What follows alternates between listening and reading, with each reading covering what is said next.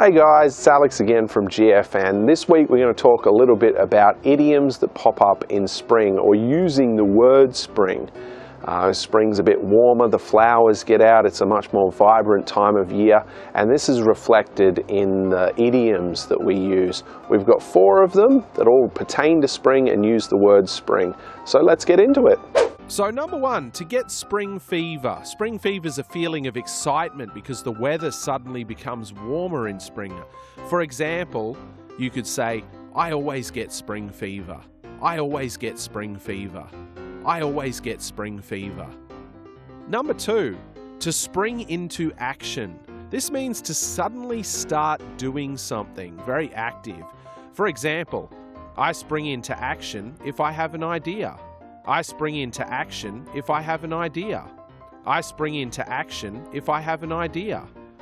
Number 3, spring to mind. This means to suddenly think of something or remember something.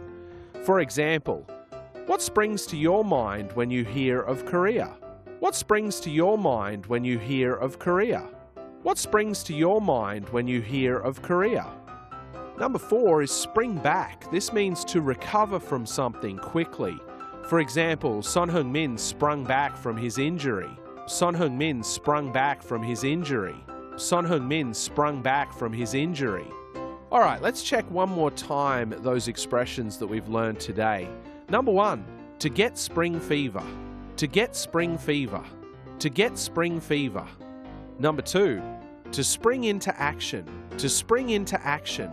To spring into action. Number 3, to spring to mind. To spring to mind. To spring to mind. And number 4, to spring back. To spring back. To spring back. Well, that does it for today, guys. Thank you very much. If you've got any comments or some requests for segments that you'd like us to do, drop us a comment in the comments box below, and we'll catch you again next time.